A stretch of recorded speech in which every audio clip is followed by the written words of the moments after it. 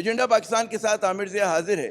پاکستان میں اکثر جو سرکار کے تحت ادارے چلتے ہیں ان سے لوگوں کو بڑی شکایت رہتی ہے، بدنظامی کی شکایت، بدعنوانی کی شکایت، لیکن چند ادارے ایسے بھی ہیں کہ جو اپنی بہترین کارکردگی کی وجہ سے ہم دیکھتے ہیں کہ نیک نام بھی ہیں اور بین الاقوامی شہرت کے حامل بھی۔ انہی میں سے ایک ادارہ ہے SIUT، یعنی کہ Sindh institute of urology and transplantation.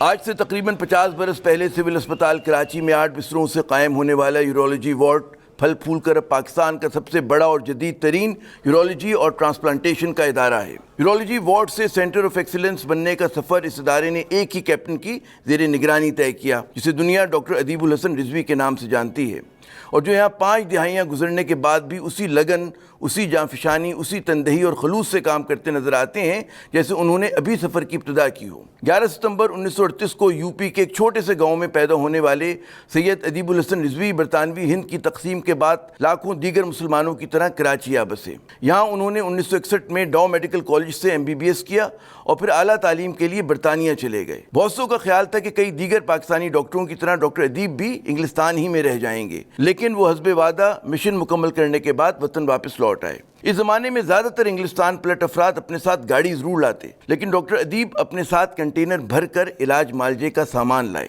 برطانیہ میں قیام کے دوران ڈاکٹر ادیب وہاں کے نیشنل ہیلتھ سروسز سے بہت متاثر ہوئے تھے۔ ان کی خواہش تھی کہ ایسا ہی تجربہ پاکستان میں بھی ہو، یعنی کہ مریضوں کا معیاری اور مفت علاج، اور کم از کم اپنے شعبے کی حد تک تو وہ اس تجربے میں کامیاب رہے۔ 1970 میں یورولوجی وارڈ کا لگایا ہوا چھوٹا سا پودا تناور درخت بن چکا ہے۔ اس کے کراچی میں 7 دیگر مراکز کے علاوہ دیہی سندھ میں 2 اور آزاد جموں کشمیر میں 1 مرکز شب و روز مریضوں کی خدمت میں مصروف ہے۔ ڈائلسس سے لے کر اعضاء کی پیوند کاری اور دوا سے لے کر آپریشن، یہ تمام سہولیات SIUT میں مریضوں کے لیے بالکل مفت ہیں۔ اس ادارے کی انسانی خدمت کے اعداد و شمار بلا شبہ متاثر کن ہیں۔ 2019 میں SIUT میں تقریباً 30 لاکھ مریضوں کا مفت علاج ہوا، جس میں 3,94,000 ڈائلسس سیشنز اور 434 مریضوں پر پیوند کاری کا عمل شامل ہے۔ فی الوقت SIUT کے 8 مراکز میں 350 ڈائلسس مشینیں 24 گھنٹے مریضوں کے لیے دستیاب ہیں، اور ادارہ یومیہ تقریباً 1200 مریضوں کا مفت ڈائلسس کرتا ہے۔ 2019 میں SIUT نے مریضوں کے علاج پر تقریباً 4 ارب روپے خرچ کیے، جس کا بڑا حصہ انفرادی یا نجی اداروں کی طرف سے دیے جانے والے عطیات پر مشتمل تھا۔ آج 1100 بستروں پر مشتمل SIUT ڈائلسس اور معمول کے آپریشن ہی نہیں کرتا، بلکہ گردوں اور جگر کی پیچیدہ اور مشکل پیوند کاری میں بھی اپنا نام رکھتا ہے۔ بنا تفریق مریضوں کی خدمت اس ادارے کا مشن بھی ہے اور طرح امتیاز بھی۔ ایک شخص کی محنت اور قوت ارادی نے کیسے ایک چھوٹے سے وارڈ کو SIUT جیسے سینٹر آف ایکسیلنس میں تبدیل کیا، اس سفر میں کیا مشکلات پیش آئیں، کیا تجربات رہے، اس ادارے کے نئے اہداف کیا ہیں، آپ کی ملاقات کرواتے ہیں SIUT کے روح رواں اور بانی ڈاکٹر ادیب الحسن رضوی سے۔ بہت شکریہ ڈاکٹر ادیب صاحب، آپ نے اپنا قیمتی وقت دیا۔ بات شروع سے شروع کرتے ہیں۔ 1970 میں جب آپ نے 32 برس کی عمر میں 8 بستروں پہ مشتمل ایک چھوٹا سا وارڈ یورولوجی کا قائم کیا تھا، سوچا تھا کبھی اتنا بڑا عظیم الشان جو ہے یہ ادارہ بن جائے گا؟ میں نے امیجن نہیں کیا تھا، لیکن میرا جو اپنا فلاسفی چیز اپنی تھی وہ یہ تھی کہ treatment to everybody irrespective of caste, color, creed or religious belief. That was a big challenge at that time. اور پھیلے گا اتنا نہیں پھیلے گا اس کا مجھے کوئی اندازہ نہیں تھا، شاید ہوتا کہ یہ مجھے اندازہ ہوتا تو میں وہیں رک جاتا۔ اس کے بھی چانس مشن کی وہ دیکھ کر کے کتنا بڑا مشن ہے، آدمی خوفزدہ ہو جاتا ہے کہ کیا چیلنج لے رہا ہے۔ لیکن میں اتنا خوش قسمت ہوں کہ جب میں نے شروع کیا تو میں ایک سیڑھی چڑھتا تھا اور لوگ ایک سیڑھی اور چڑھا دیتے تھے، تو میں خوش قسمت رہا ہوں کہ میرے جتنے اساتذہ تھے اس زمانے میں ان سب نے سپورٹ کیا اور پبلک نے بے حد سپورٹ کیا مجھے۔ لہٰذا مجھے مشکلیں تو گزری لیکن سب مشکلیں آسان ہو گئی، مطلب وہ آپ نے قدم بڑھایا تو سایہ دار شجر آپ کو ملتے رہے۔ اچھا، آپ نے کہا کہ جی آپ کا جو فلسفہ، وہ جو آپ کا مشن اسٹیٹمنٹ بھی ہے SIUT کا کہ جی ہیلتھ کیئر بغیر کسی ڈسکرمنیشن کے، یہ اس کا محرک کیا تھا؟ کیا سوچ کے آپ نے مطلب یہ اتنا بڑا یہ کہتے ہیں فلسفے کے ساتھ آپ سامنے آئے؟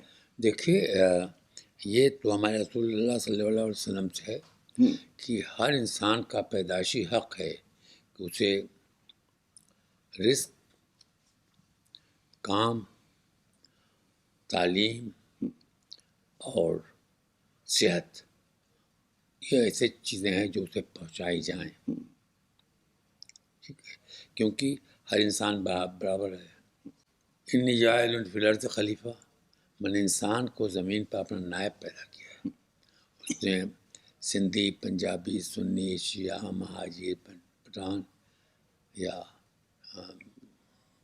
ڈیفنس والے اور غیر ڈیفنس والے کوئی تفریق نہیں ہے. کوئی تکلیف نہیں کی. تو ہر شخص کا، جب میں کہتا ہوں کہ ہر شخص کا پیدائشی حق ہے اسے تندرستی ملے، اسے روزگار ملے، اسے جو کانسٹیٹیوشن ہے اس میں اس کے ایک حق دیا جائے، اور جو زمین خدا کی ہے اس میں تو اس کا بھی ایک پورشن جتنا وہ کاشت کر سکتا اسے ملے.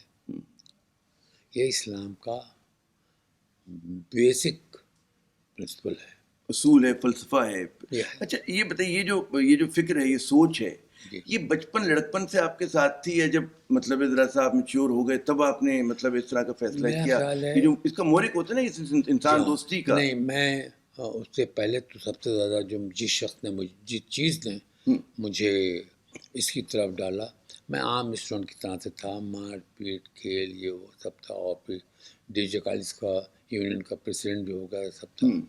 لیکن اس زمانے میں ایک آرگنائزیشن ہوتی تھی، ڈیموکریٹک اسٹوڈنٹ فیڈریشن، جی، بائیں بازو کی بائیں بازو. طلبہ کی تنظیم. جی. تو ہم بائیں دائیں دونوں بازو میں رہتے تھے. لیکن جو چیز مجھے وہاں کی پسند آئی ہوئی تھی کہ غریب اسٹوڈنٹ کی مدد کرتے تھے لوگ.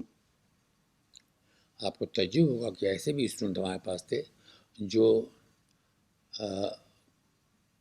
قمیض نہ ہونے کی وجہ سے اکثر اسکول نہیں آتے تھے اور پیچھے کی جھگیوں میں رہتے تھے. میں ایک گھر سے آ کر دوسرے گھر میں اتر گیا تھا ہاسٹل کے، مجھے اندازہ نہیں تھا اس کیا ہوتی تھی. تو اس ڈیموکریٹک اسٹوڈنٹ فیڈریشن نے میری آنکھیں کھلوائیں کہ یہ بھی ہوتا ہے، بھوک بھی کوئی چیز طرح سے ہوتی ہے، اور اس کی ان کی مدد بھی کی جا سکتی ہے، ان کے لیے درد بھی رکھا جا اس سکتا طرح سے ایک چیز پیدا ہوئی. اور اس کے بعد جب میں ڈی جے کاس کا وائس پریزیڈنٹ ہوا تو میں نے ڈیموکریٹک اسٹوڈنٹ فیڈریشن کی طرف سے اناؤنس کیا کہ ہم 100 اسٹوڈنٹ کو اسکالرشپ دیں گے اس سال. اچھا. کہاں سے دیں گے؟ تو اس میں ہمارا ایک سال گزر گیا جمع کر کے لون سپورٹ کے اللہ کر دیا گیا. تو اس طرح سے ہوئی. بعد میں سرکار وقت ناراض ہو گئی، انہوں نے سوچا ہم کچھ غلط کام کر رہے ہیں، پابندی عائد کر تو دی. انہیں پابندی عائد کر بند کر دیا ایک سال کے لیے جیل میں. اچھا. اچھا، مجھے کچھ آپ کے پرانے ساتھیوں سے ملاقات ہوتی ہے، اور بڑا آپ کی ہمیشہ جب بھی ملاقات ہوتی ہے باتیں بھی ہوتی ہیں، تو جہاں پر آپ کا یہ سب ایک کردار ہے لوگوں کی مدد کا، انسان دوستی کا، تو ایام نوجوانی میں کچھ آپ کا جھگڑا وگڑا بھی اچھا خاصا ہو جایا کرتا تھا لوگوں سے. نہیں وہ اور تو یہ سب کا ہی ہوتا ہے اس زمانے میں نوجوانوں کا. لیکن ہمارے لیے یہ تھا کہ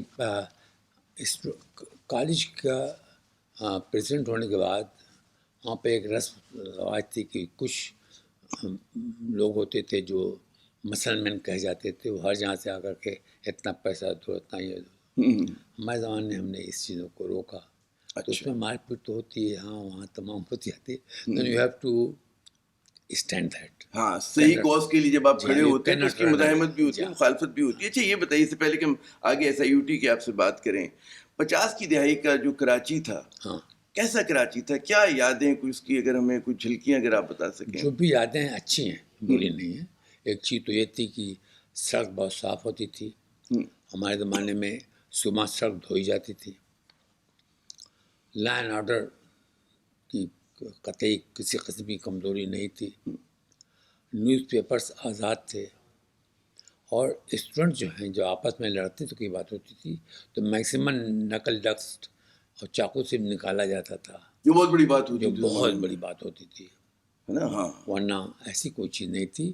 اور دوسری بات جو تھی کہ جب الیکشنس ہوتے تھے کالج کے تو it was mandate that opposition leader and جو کنٹیسٹ کر رہا ہے دونوں ایک ساتھ جائیں گے، تمام کہیں سے کوئی تفرقہ نہیں ظاہر کریں گے. ناخوشگوار واقعہ بھی کوئی ہو جائے اس کو کوشش کرتے ہیں بچانے کی. اچھا، اس زمانے کے، اس وقت کے پاکستان کا جو نظام صحت تھا، جی ہاں، وہ کس حالت میں تھا 50 کی دہائی میں؟ ظاہر ہے کہ تقسیم ہوئی تھی، لوگ لٹ پٹ کر آئے بھی تھے، یہاں پر بھی اسٹیٹ کا اسٹرکچر اتنا مضبوط نہیں تھا. اور پھر 6-7 دہائیوں میں ہم کتنا آگے اس سفر میں؟ میرا خیال ہے کہ ہم ہر دہائی میں آگے آتے رہے ہیں، لیکن یہ ہے کہ ہم اس کا اندازہ نہیں لگا سکتے. اور اس طرح سے کہہ سکتا ہوں کہ سب سے زیادہ کیجولٹی میں مجھے آنا پڑتا ہے. تو مجھے معلوم کس طرح سے اسٹچنگ ہوتی تھی، کیا ہوتی تھی، اور بہت آگے بڑھ گئے ہیں، بہت آگے۔ اچھا، کہا یہ جاتا ہے کہ جی کہتے ہیں نا شہروں میں تو ہمارے یہاں پھر بھی ایک نظام صحت کے مواقع ہیں لوگوں کے پاس، لیکن جتنا آپ شہروں سے دور ہوتے ہیں جی تو ہاں، نظام صحت اور زیادہ کمزور ہو جاتا ہے، اور جی ہاں، زیادہ محدود ہو جاتا جی ہے. ہاں۔ تو آپ کے خیال میں یہ صرف سوال وسائل کا ہے، یا جو ارباب اختیار ہیں ان کی سمت اور سوچ کا بھی کوئی مطلب اس میں لینا دینا ہے کہ ہاں، دونوں چیزیں، سمت سوچ بھی اس کے اندر آتا ہے اور وسائل کا بھی سوال آتا ہے، اور زیادہ ہو یہ رہا ہے کہ بجائے اس کے کہ ہر ایک کو برابر کا جو کچھ ہے بانٹ کے برابر دیا جائے تو وہ نہیں ہو رہا ہے، اور اگر جاتا بھی ہے یہاں سے مثلاً کراچی میں بھی اتنا لوگوں کو نہیں مل رہا ہے جتنا ان کو ملنا چاہیے، جتنے وسائل ہیں اتنا نہیں مل رہا ہے، اس کے اندر بہت سارے ڈیفیکٹ ہیں، quality of drug, distribution of drug, the people who are distributing it, اس کے بعد approachable, how much they are approachable and how well meaning they are، یہ سب میٹر کرتا ہے۔ ہم بات تو کرتے ہیں کہ خلافت زمانے میں کیا ہوتا تھا، ہم سے باتیں کرتے ہیں، اس کے بعد مولانا بھی باتیں کرتے چلتے، لیکن کیا ہم عمل کرتے ہیں اس پر؟ عمل یورپ میں زیادہ ہو جاتا ہے سوشل سیکورٹی کے معاملے میں، لوگوں کی مدد. چونکہ عیسائی ہیں زیادہ عمل زیادہ کرتے ہیں، بدقسمتی ہے نا۔ حالانکہ مطلب ظاہر ہے کہ جیسے آپ نے فرمایا تھا کہ اسلام کا بھی بنیادی ایک مطلب فلسفہ ہے کہ انسان دوستی جو ہے، اسلام کا فلسفہ حیات جو ہے ہم کسی طرح سے کسی سے نیچے نہیں ہے۔ اگر مثلاً زمین خدا کی ہے، لہذا ہر شخص کا حق ہے اتنا ہی جتنا دوسرے کا ہے، البتہ وہ جتنی کاشت کر سکتا ان لے لے۔ پانی خدا کا ہے، ہر شخص کا برابر کا حق ہے، یعنی کہ پانی فلاں کا ہے، فلاں کا ہے۔ ہوا اور جتنے نیچرل وسائل ہیں وہ سب خدا کے ہیں، تو ہر شخص کو اور اس میں کوئی برابر تفریق حق نہیں ہے قطعی سب نہیں کے ہے۔ لیے کہ وہ نہیں دیکھتا کہ جی کون کالا گورا مالک ہے، کس کو مل رہا ہے ہوا پانی، مالک فلاں ہے، فلاں زمیندار ہے، فلاں یہ ہے، وہ سب غلط چیزیں ہیں، ہمارے اپنے بنائے ہوئے جو نادر شاہی قانون ہے جس کا مذہب سے کوئی واسطہ کوئی نہیں لینا دینا نہیں. بالکل ہے، درست فرمایا کسی آپ نے. مذہب سے نہیں ہے۔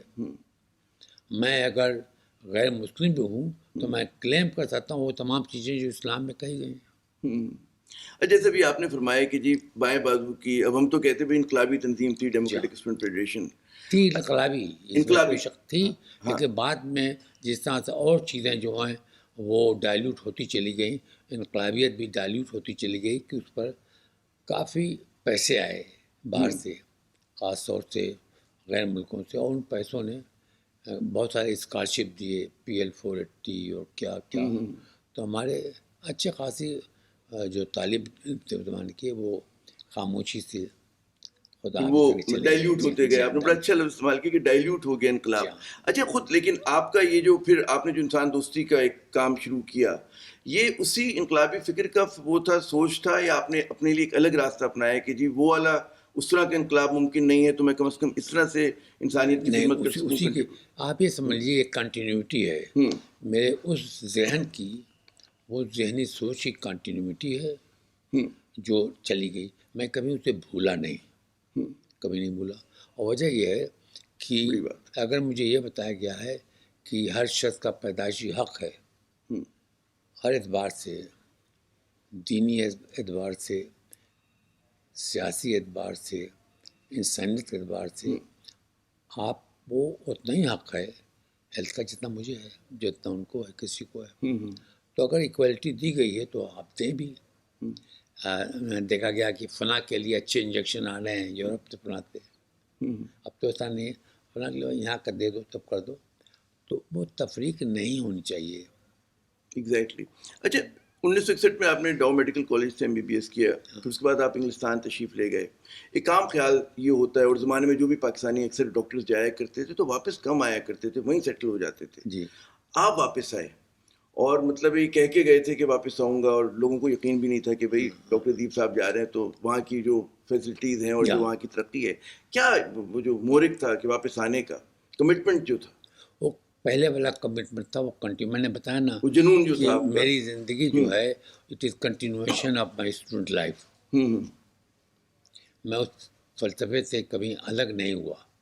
اس فلسفے کی جو ہے میں نے شاید اتنی پاسداری نہیں کی جتنا کرنا چاہیے تھا، لیکن اس فلسفے سے کبھی میں منکر نہیں ہوا.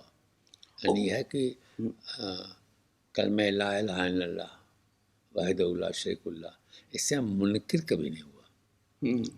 اچھا، اس زمانے میں کہ بڑی اچھی ٹیم سی ڈاکٹر کی، جو آپ کے ساتھ طالب علم بھی تھے اور سب نے اپنے اپنے اس میں حوالے سے نام پیدا کیا. بالکل کیا. تو یہ بھی تھا کہ وہ ساتھی ایسے تھے کہ جو ایک دوسرے کو مطلب گرنے نہیں دیتے تھے، سہارا دیتے تھے، بات چیت کرتے رہتے تھے. یہ بھی اس کا بہت زیادہ یہ تھی، ایک دوسرے کی ہیلپ کرتے تھے.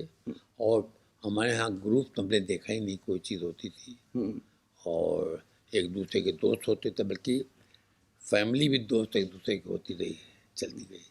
اچھا، آج بہت سارے لوگ جو ہیں آپ کو بڑا آئیڈلائز کرتے ہیں. آپ جب نوجوان طالب علم یا اس دور کے بعد، آپ کے پسندیدہ شخصیت کون جس نے بہت متاثر کیا آپ کو اور اثر ڈالا آپ کے کیریئر پہ؟ سب سے پہلے تو میری ماں تھی، جو سب سے زیادہ مجھ سے کیا. اس کے بعد میرے اساتذہ تھے، ٹیچرس، ان کا بہت اثر رہا. اور جو آپ کے تنظیمی ساتھی تھے، ان میں کوئی آپ کا ایسے سینئرز یا آپ کے ساتھ کے جو ہم اثر تھے؟ جو زندہ نہیں ہیں، لیکن وہ جو تھے انہوں نے اپنی یہ ثابت کر دیا کہ انسان بھوکا رہ کر بھی اپنے ذہنی خواب کو پورا کر سکتا ہے. جستجو جو ہے وہ جاری رہتی ہے. ناظرین، ڈاکٹر ادیب صاحب سے ہماری گفتگو کا سلسلہ جاری. یہاں پر لیتے ہیں وقفہ. وقفے کے بعد جب دوبارہ حاضر ہوں گے تو ان سے پوچھیں گے کہ 1970 میں جو انہوں نے سفر شروع کیا تھا، چھوٹا سا یورولوجی وارڈ قائم کر کے، کس طرح سے وہ سفر جو ہے آج اتنے بڑے کہتے ہیں مرکز میں تبدیل ہوا. کیا راستے میں مشکلات آئیں، کیا خواب تھے، اور کیا اب اگلے اہداف ہیں. ہمارے ساتھ رہیے گا.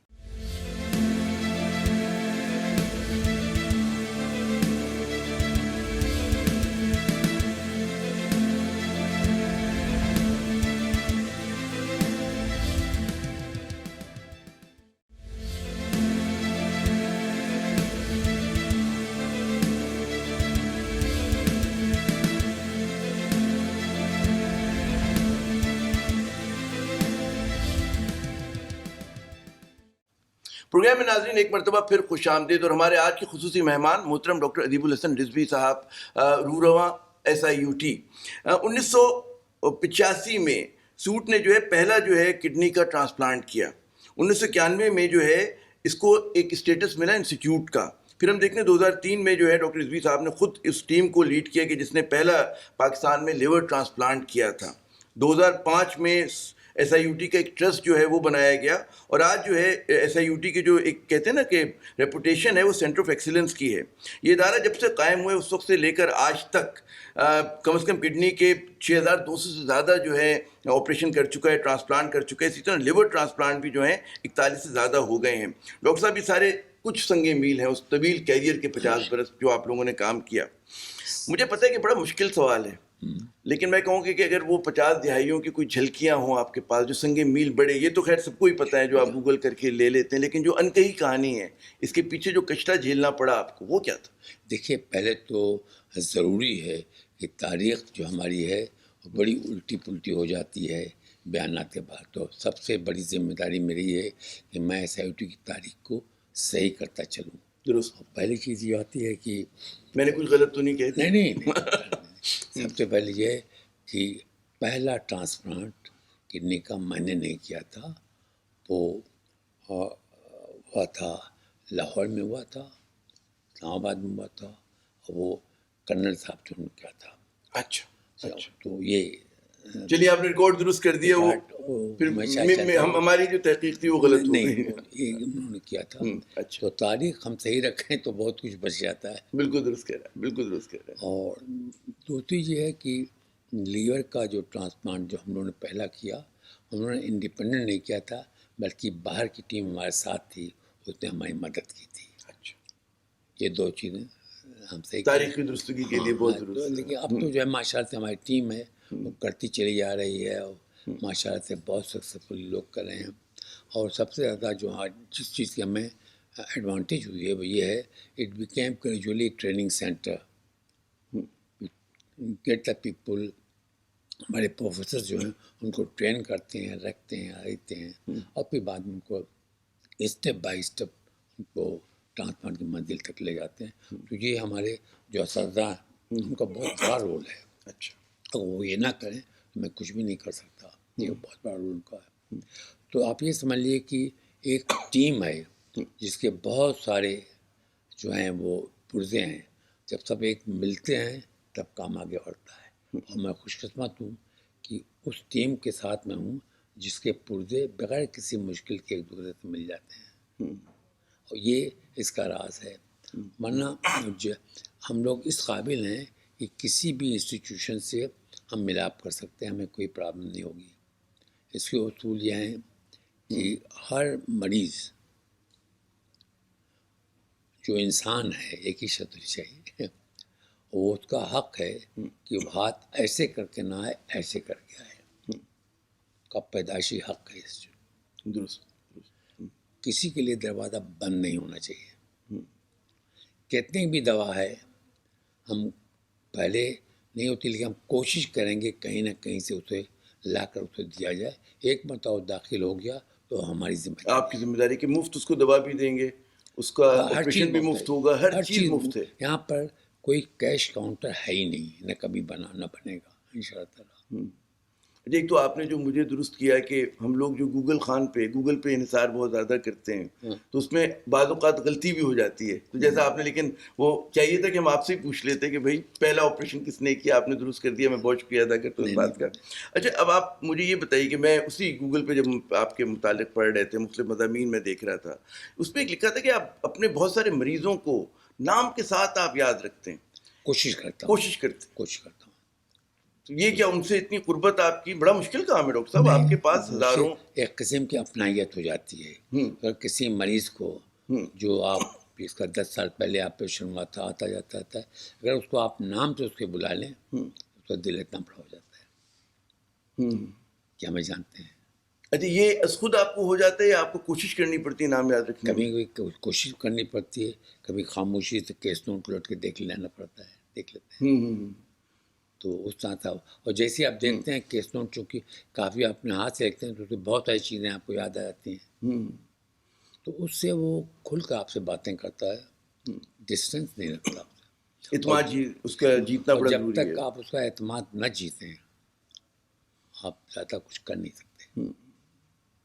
اچھا, ایک زمانے میں جیسے بھی آپ بتا رہے تھے کہ پہلا آپریشن لاہور میں ہوا گردے کی پیوند کاری کا, لیکن پاکستان میں اس کو ناممکن کہا جاتا تھا اس آپریشن کو.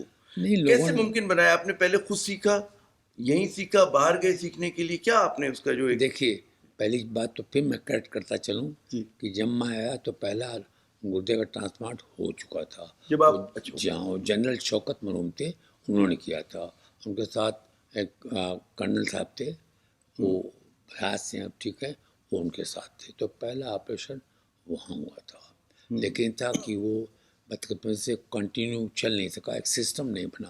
اچھا, ہم لوگوں کا صرف جو ہے کریڈٹ جاتا ہے ہماری ٹیم کا کہ صرف شروع نہیں کیا اور اس سے کنٹینیوٹی پیدا کی زیادہ, اور اس سے کئی ایک سینٹر اور کھل گئے. اچھا, اور وہ ایک قسم کا وہ جو ہے وہ مشعل راہ بن گئی سب کے لیے کہ ہو سکتا ہے.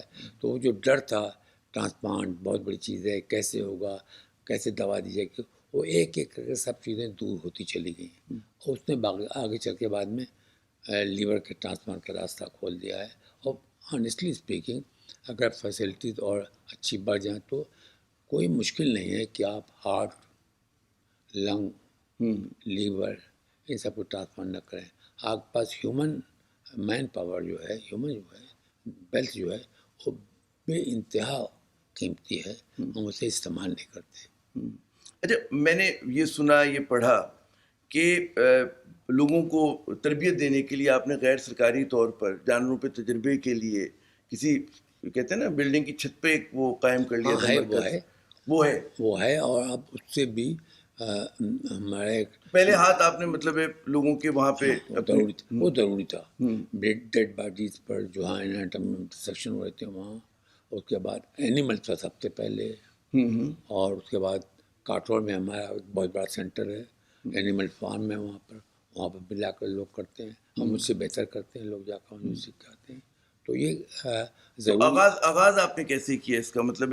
اب تو ظاہر ہے کہ ہر چیز جو ہے ایک سسٹم نظام کے تحت ہو رہی ہے. جب پہل آپ نے جانوروں پہ تجربہ کیا تو سنا یہ کہ مطلب آپ نے خاموشی سے خود آپ کا ایک انیشیٹو تھا اور کوئی غیر سرکاری تھا اپنے اس پہ بالکل کیا تھا؟ غیر سرکاری تھا، اور بلکہ یہ بھی تھا کہ کچھ علماء اس پر ناراض ہوتے تھے کہ ایسا کیوں کر رہے ہیں. اچھا. مثلاً ہم لوگ جتنے زیادہ تر جو ہوتے تھے وہ کتوں پہ ہوتے تھے اور بعد میں پگس پہ ہوتے تھے.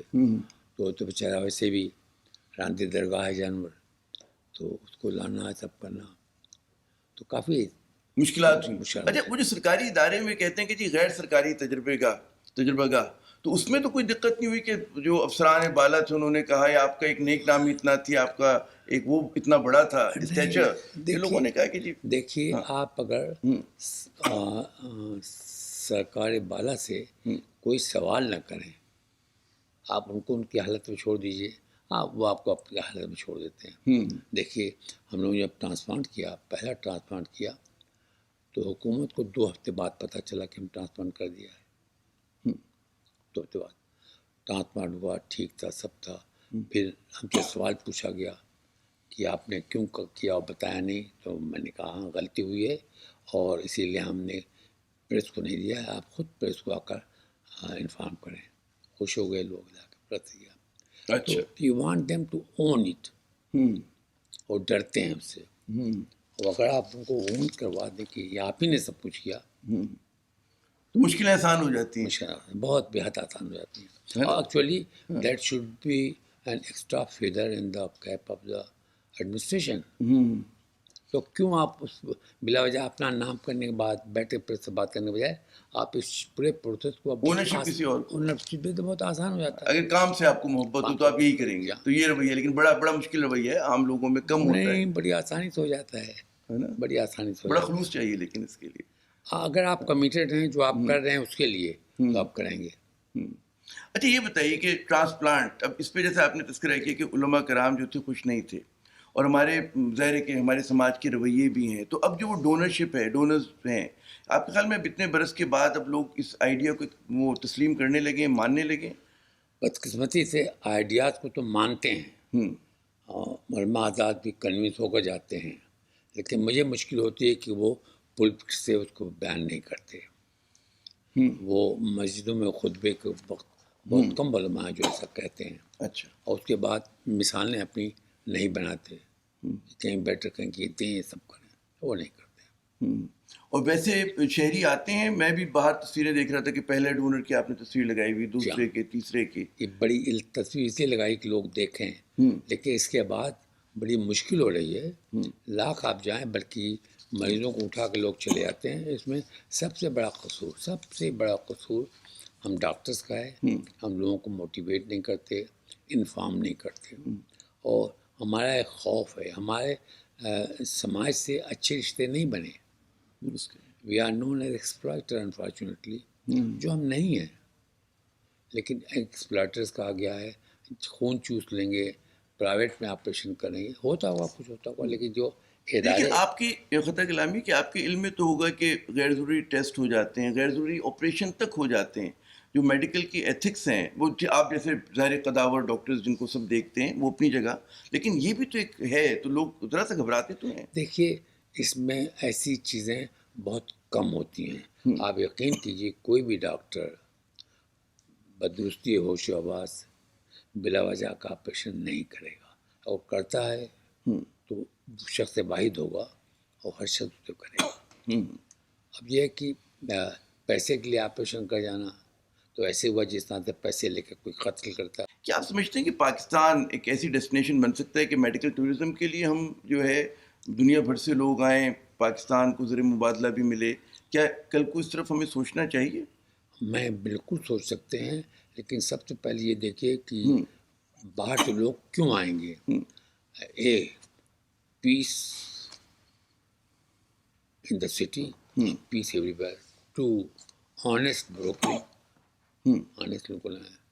3, excellence. اور آپ اسے زر مبادلہ کمانے کا ذریعہ پہلے نہ بنائیں، پہلے تو یہ ظاہر کریں کہ آپ کے رزلٹ کیسے ہوتے ہیں. لوگ آتے تھے اس میں بہت کافی، اور گردے خرید کے لگوا کے چلے جاتے تھے. نتیجہ کیا ہوا؟ پاکستان بدنام ہو گیا انٹرنیشنلی. آپ انٹرنیشنل پوڈیم پر جاتے تھے تو آپ کو کبھی کبھی بڑی شرم آتی جب جس طرح سے لوگ ڈیسائڈ کرتے تھے کہ ہاں یہ کہاں آپریشن ہوتا، ہر جگہ ہنستا تھا ایک ہی ملک ہے، اونلی ون کنٹری پاکستان. تو بڑی مشکل سے مس یوز نہ ہو. ہاں بڑی مشکل سے اس لیبل کو ہٹایا گیا ہے، کیونکہ ہر جہاں جب لوگ کہتے ہیں کہ yes in Pakistan we have done nearly 6,900 to 7,000 renal transplant. They are followed up lifelong with medication.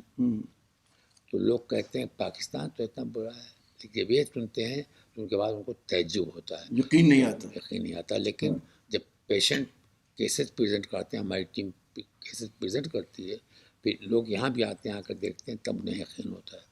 کتنا بڑا کام ہو رہا ہے. اچھا SIUT کا آج کا جو چیلنج ہے کہ آپ کے ادارے کے پاس، میں بجٹ دیکھ رہا تھا کہ 4 ارب روپے 2019 میں آپ لوگوں نے خرچ کیے.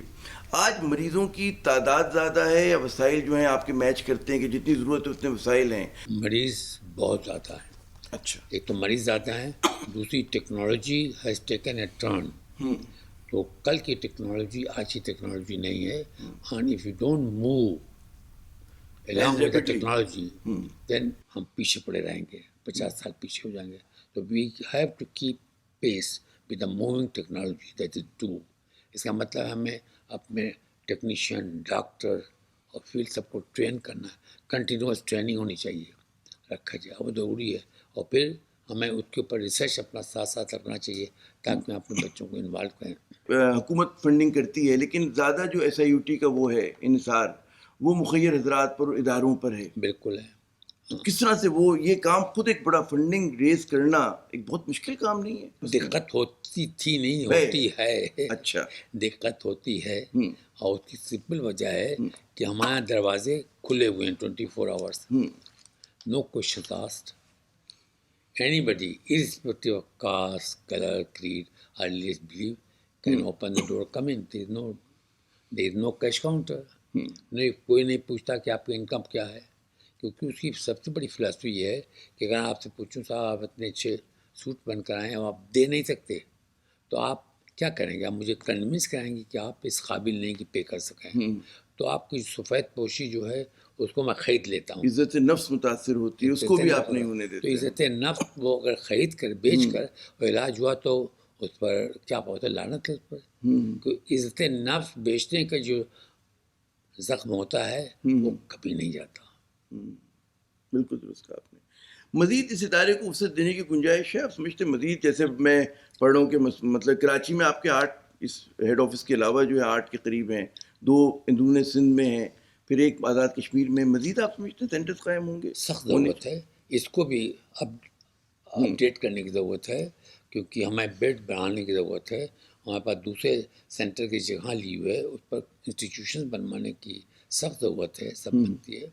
اگر ابھی نہیں بنا، ایک اس میں نہیں بنا تو بعد میں بننا بڑا مشکل ہو جاتا ہے. 1100 بیڈ ابھی ہیں آپ کے پاس؟ 1100 بیڈ ہیں لیکن ناکافی ہیں، ہر طرح سے ناکافی ہیں. آپ یہ دیکھیے کہ ہم جو ہے ہماری خوش قسمتی ہے کہ ہم بعض پیشنٹ تمام ملک سے آتے ہیں، اس کے علاوہ افغانستان سے بھی آتے ہیں، ایران سے بھی آتے ہیں، نیپال سے بھی آتے ہیں، اور خلیج کی ریاستوں سے بھی آتے ہیں. ہم نہ تو کسی کو نہیں کر سکتے نا. سب کے لیے دروازے کھلے ہیں. اور جو بیرون ملک سے آئے تو انہیں بھی آپ فری آف کاسٹ جو ہے ٹریٹمنٹ دیتے ہیں؟ ہاں، جو بھی آئے یہاں پر جو آئے گا فری آف کاسٹ. اور کوئی دینا چاہے پیسے تو آپ لے لیں گے؟ مطلب ہے آپ کے ادارہ انکریج نہیں کرتے. آپ پیشنٹوں کا ٹھیک اگر گھر جا رہا ہے جو چاہے وہ یہاں کا ڈونیشن دے سکتے ڈونیشن بھیج دے. ہاں. اچھا، کرونا وائرس کے سلسلے میں بھی SIUT جو ہے متحرک ہے. اس چیلنج کو کس طرح سے دیکھتے ہیں آپ؟ جو پوری دنیا جو ہے اسی عالمی وبا کے گرفت میں ہے. دیکھیے، ہم لوگ قطعی اس طرح نہیں جا رہے تھے کہ ہمارا خیال تھا کہ یہ کام ہے فزیشینس کا، physician will take it over. لیکن جب میرا خیال ہے فزیشین بزی تھے اور جہاں پر، اور جب 1 مہینہ ہو گیا ہمارے اپنے وارڈ کے لوگ اپنے انوالو ہونے لگے، تو ہم نے طے کیا کہ نہیں، we'll have to open a corona OPD. تو اسی دن سے ہم نے کھولی کورونا OPD رہی. پھر OPD کھولی تو ٹیسٹ بہت ضروری تھا، ٹیسٹ ہونے لگا. پھر ایک سے دوسری چیز پر ٹیسٹ کیجیے، وہ کیجیے، وہ بیمار ہے، فیور ہے تو آپ کو وارڈ میں داخل بھی کرنا پڑے گا. وارڈ میں داخل کریں گے تو آپ کو آئسولیشن بھی بنانا پڑے گا. آپ کو پھر وینٹیلیٹرز لگانے پڑیں گے، جو ہمارے پاس بہت تھے وہ لگانے پڑیں گے. اور پھر پوری اچھا کیئر آپ بھی آپ کے جو پیرامیڈک سے ڈاکٹرز جو متاثر وہ کیا ہوا؟ وہ کسی اور مرض کے علاج کے لیے لوگ آئے اس کی وجہ سے ہوئے کیا؟ کیا باہر سے نہیں، کچھ اندازہ ہے؟ باہر سے بھی لے کے آتے ہیں بیچارے، جو اچھا ہیبیٹیٹ ہوتے ہیں اتنا ہیلدی نہیں ہوتا نا کبھی کبھی، ہوں تو لے کر آئے کام کرتے ہیں. اور کچھ لوگ مریضوں سے بھی ہوئے ہوں گے افیکٹ. پتہ نہیں چلتا ظاہر کہ سمٹمز بعض لوگوں میں نظر نہیں آ رہے جہاں ہوتے. کیا جب تک ویکسین دریافت ہونے میں سنا کوئی کہتا ہے 12 مہینے، کوئی کہتا ہے 18 ماہ ہے، کیا لوگوں کو مشورہ دیں گے کہ کس طرح سے اگر کرونا کے ساتھ جینا ہے ہمیں پاکستانیوں کو اور دیگر دنیا کے لوگوں کو، تو کیا احتیاط کے تقاضے پورے کریں؟ سب سے پہلے جیسے میں نے کہا سوشل ڈسٹینسنگ کریں، ٹھیک ہے. یہ بہت ضروری ہے. اس کے بعد کھانے پینے میں احتیاط رکھیں، ہر جہاں جا کر کھانا پینا نہ کریں، یہ تک کم ہو سکتا ہے. باہر نہ کھائیں، جہاں کریں باہر سے کھانا خریدے نہ کھڑے نہ کریں، پتہ نہیں کہ اس پہ کہاں ہے.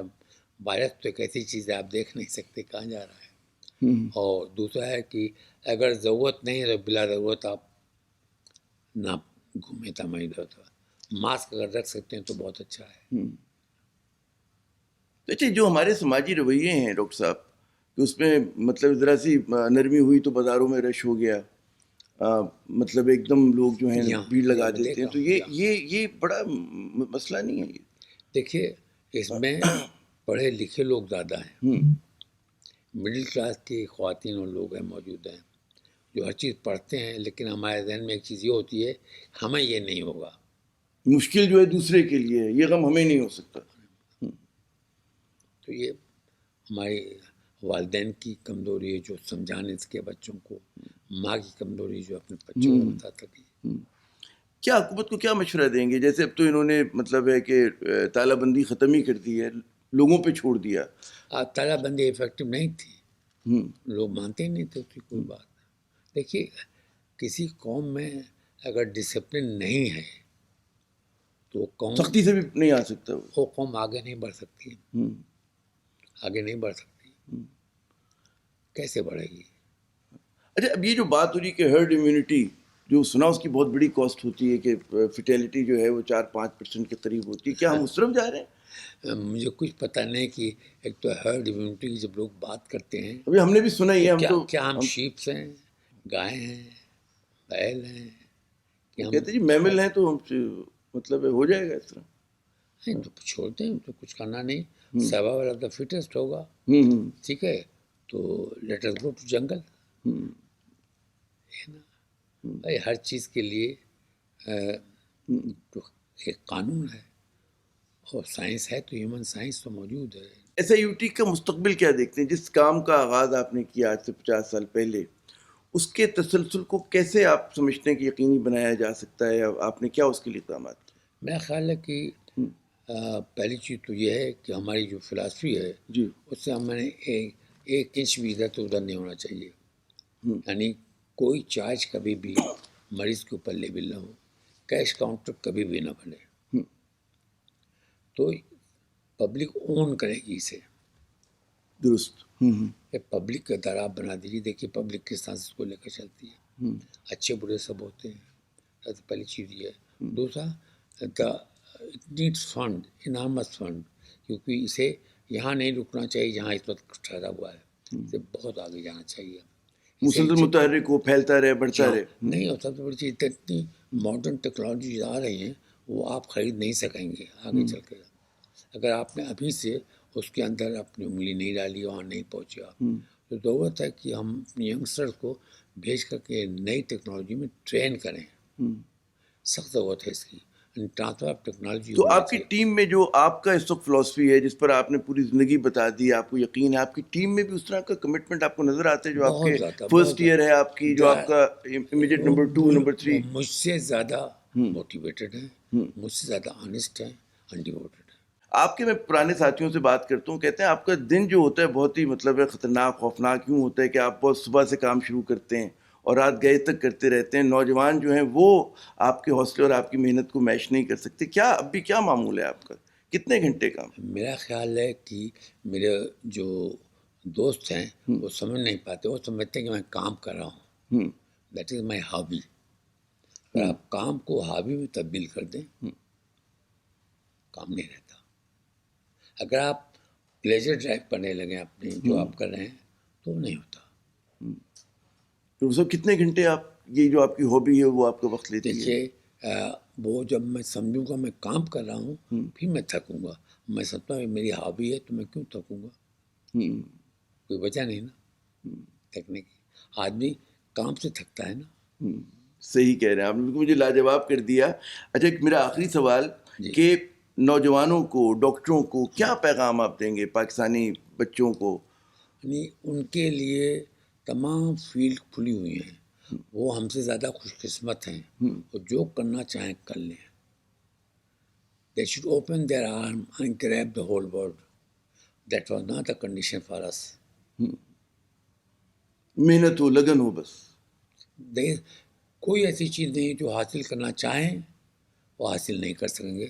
provided they really want to get it and they are committed to it. Nothing. بہت بہت شکریہ ڈاکٹر ادیب الحسن رضوی صاحب، آپ نے اپنا قیمتی وقت دیا. ناظرین، ڈاکٹر صاحب کی آپ نے باتیں بھی سنی اور نوجوانوں کے نام ان کی نصیحت بھی اور ان کا پیغام بھی. عامر ضیاء کو اگلے پروگرام تک کی اجازت دیجیے گا. خدا حافظ.